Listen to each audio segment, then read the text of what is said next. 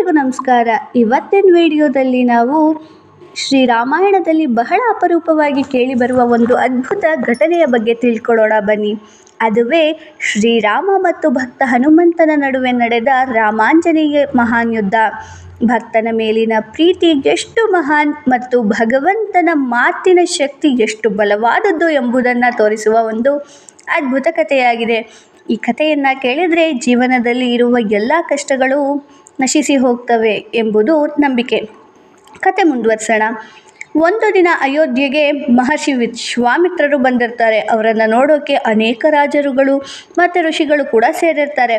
ಆ ಸಮಯದಲ್ಲಿ ಯಯಾತಿ ಎಂಬ ರಾಜನು ಅಜ್ಞಾನದಿಂದ ವಿಶ್ವಾಮಿತ್ರರಿಗೆ ನಮಸ್ಕಾರವನ್ನು ಮಾಡದೆ ಹೋಗ್ತಾನೆ. ಇದರಿಂದ ವಿಶ್ವಾಮಿತ್ರರು ಕೋಪಗೊಳ್ಳುತ್ತಾರೆ. ಅವರು ಶ್ರೀರಾಮನ ಬಳಿಗೆ ಹೋಗಿ, ರಾಮ, ಆ ರಾಜ ನನ್ನನ್ನು ಅವಮಾನಿಸಿದ್ದಾನೆ, ನೀನು ಅವನಿಗೆ ಶಿಕ್ಷೆಯನ್ನು ಕೊಡಲೇಬೇಕು ಅಂತ ಹೇಳ್ತಾರೆ. ಶ್ರೀರಾಮನು ಕೂಡ ಗುರುಗಳ ಮಾತಿಗೆ ಬಹಳ ಗೌರವವನ್ನು ಕೊಡ್ತಿದ್ದ ಕಾರಣ ರಾಮನು, ನಾನು ನಾಳೆ ಸೂರ್ಯಾಸ್ತದೊಳಗೆ ಯಯಾತಿಯನ್ನು ಸಂಹರಿಸುತ್ತೇನೆ ಅಂತ ವಚನವನ್ನು ಕೂಡ ಕೊಟ್ಬಿಡ್ತಾನೆ. ಈ ವಿಷಯ ತಿಳಿದ ಯಯಾತಿ ಭಯದಿಂದ ನಡುಗಿರ್ತಾನೆ. ಅವನು ಅನೇಕ ಕಡೆ ಸಹಾಯ ಕೇಳಿದರೂ ಸಹ ಯಾರೂ ಸಹಾಯ ಮಾಡೋದಕ್ಕೆ ಮುಂದಾಗೋದಿಲ್ಲ.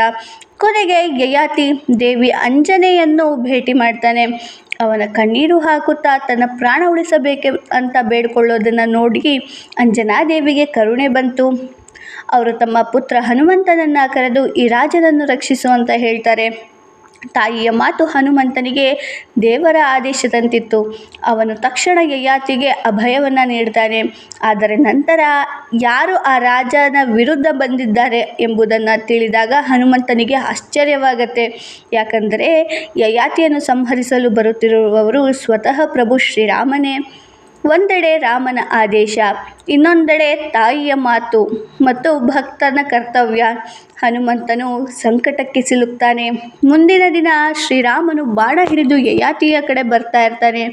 ಹನುಮಂತನು ಯಯಾತಿಯನ್ನು ತನ್ನ ಬಾಲದೊಳಗೆ ರಕ್ಷಿಸಿ ರಾಮನ ಎದುರು ನಿಲ್ತಾನೆ. ರಾಮನು ಹನುಮಂತನಿಗೆ, ಆಂಜನೇಯ, ದಾರಿ ಬಿಡು ಅಂತ ಹೇಳಿದಾಗ, ಆದರೆ ಹನುಮಂತ ಏನು ಹೇಳ್ತಾನೆ ಅಂದರೆ, ಕೈ ಜೋಡಿಸಿ ನಮ್ರದಿಂದ, ಪ್ರಭು, ನಾನು ನಿಮ್ಮ ಭಕ್ತನು, ಆದರೆ ನಾನು ಕೊಟ್ಟ ಮಾತನ್ನು ತಪ್ಪಲಾರೆ ಅಂತ ಹೇಳ್ತಾನೆ. ಈ ಮಾತು ಕೇಳಿದ ರಾಮನು ತನ್ನ ಬಾಣವನ್ನು ಹೊರಬಿಟ್ಟನು. ಆ ಬಾಣ ಬೆಂಕಿಯಂತೆ ಹನುಮಂತನ ಕಡೆ ಚಿಮ್ಮಿತು. ಆದರೆ ಹನುಮಂತನು ಶ್ರೀರಾಮ ಶ್ರೀರಾಮ ಅಂತ ಜಪ ಮಾಡ್ತಾ ಇರ್ತಿದ್ದ. ಆ ಬಾಣದ ಶಕ್ತಿ ಕಡಿಮೆಯಾಗ್ತಾ ಹೋಗುತ್ತೆ. ರಾಮನು ಮತ್ತಷ್ಟು ಪ್ರಬಲದಿಂದ ಅಸ್ತ್ರಗಳನ್ನು ಬಳಸ್ತಾನೆ. ಆದರೆ ಪ್ರತಿಯೊಂದು ಅಸ್ತ್ರವೂ ರಾಮನಾಮದ ಮುಂದೆ ದುರ್ಬಲವಾಯಿತು. ಆ ಸಮಯದಲ್ಲಿ ದೇವತೆಗಳೇ ಆಶ್ಚರ್ಯದಿಂದ ನೋಡ್ತಾ ಇದ್ದರು. ಭಕ್ತನ ಭಕ್ತಿ ಎಷ್ಟು ಶಕ್ತಿಶಾಲಿ ಎಂಬುದು ಎಲ್ಲರಿಗೂ ಗೊತ್ತಾಯಿತು. ಕೊನೆಗೆ ಮಹರ್ಷಿ ವಿಶ್ವಾಮಿತ್ರರಿಗೆ ತನ್ನ ತಪ್ಪಿನ ಅರಿವು ಆಯಿತು.